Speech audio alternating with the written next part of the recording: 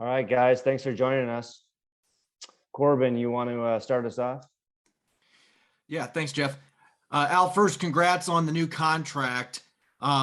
This is your third stint with the organization. You obviously know the coaches, know the organization inside and out. Without Russ, without Bobby, what gives you confidence that this team is going to remain competitive and win games next fall? Just the culture we have. The culture we have is a winning culture. Us being competitive at practice, it's not going to be, the same group of starters or however it's going to be. Everybody got to go out there and compete. So the best players going to play. I feel like once we get out there and, we start the camaraderie, the togetherness and start working with each other, iron sharpens iron, I think we're going to be all right. Tim Booth. Hey Al, welcome back. I guess was there any thought about looking elsewhere in free agency for you? And then what does having Clint elevated to defense coordinator do you feel like mean for your role? One, I definitely come back. I was being real competitive, but man, I just love it out there.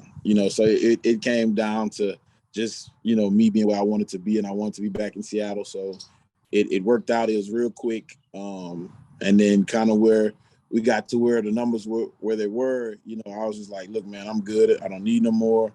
I'm gonna go ahead and come back. I'm straight. To answer your question about Coach Clint, I can't say enough about the dude, man. He's a great person. He's a hell of a coach.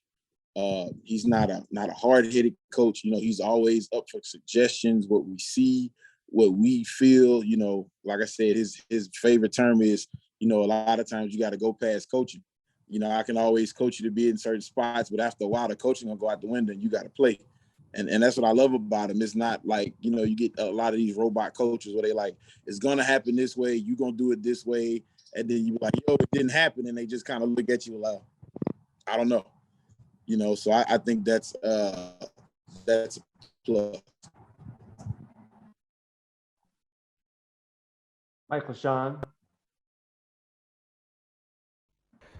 Hey Al, how does the 3-4 scheme and how they were kind of moving you around in different spots based on matchups last year really highlight what you do best?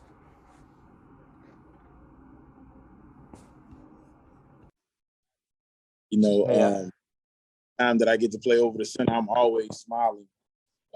So me being to do that more is just gonna make me push myself to be better, because I want to make sure that I do my job to the best of my ability at that position. And then if I got to move around again and play the 4 to 5 to 3, it don't matter, man. As long as I got my hand in the dirt hitting people, I'm happy. And one more quick one. What stood out most to you about your years playing with Bobby Wagner? Man, he's a hell of a communicator. Hell of a communicator, hell of a leader. The dude could see stuff that other people couldn't see. He could always, tell me like, hey, bro, the play might be going this way. Let's play our eyes this way. And a lot of times that stuff would work.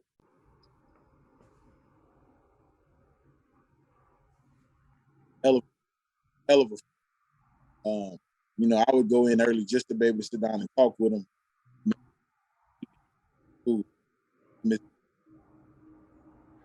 Thanks. Bob. Yeah, Al, what really clicked? Did you feel like clicked for you last year, or did you feel like things really did click for you? Statistically, obviously, it was one of your better seasons. But what did you feel like really worked well for you last year? Just being a zero nose. That's something that always came to me easy. Something that was almost always a natural feel. So just me being in that position always gives me extreme confidence. Because man, I love to play it. I used to watch Casey Hampton play it. I used to watch Vince Wilfork play it, and I was like, man, I want to be like them,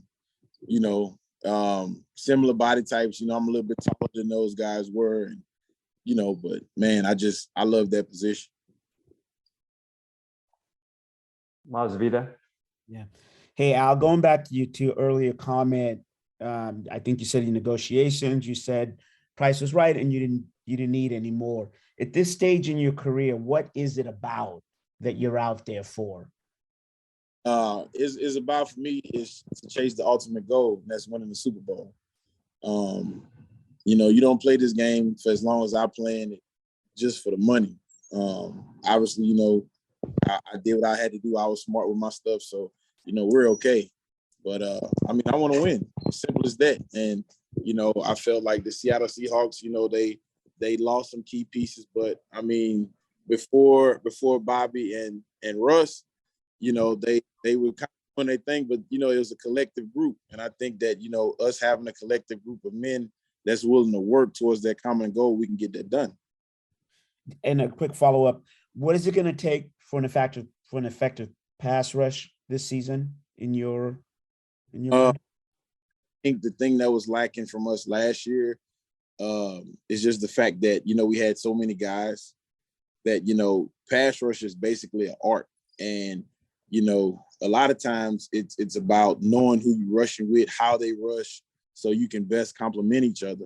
So I think being that, we're going to have that more time to work on pass rush moves and games and understanding the people that we're working with, that we can collectively get to the quarterback effectively. Greg, I'm sorry, Curtis. Yeah, Al, you guys had one game there at the end of the season when Jordan Brooks was starting with Bobby out. It's going to be his job there to head the middle of that defense for you guys now. How do you feel he's going to handle that? What did you see from him in that game? And how excited are you to see him in that role moving forward? Man, I will say this. It's only one Bobby, but it's only one Jordan Brooks too. So, I feel that, he'll do a great job at it. I think he's going to be different at it. I think that, he's going to excel at it. And I'm excited to see it. I'm going to do what I got to do to protect him, make sure nobody touch him, and make sure he break the record again next year. All right, anything else for Al?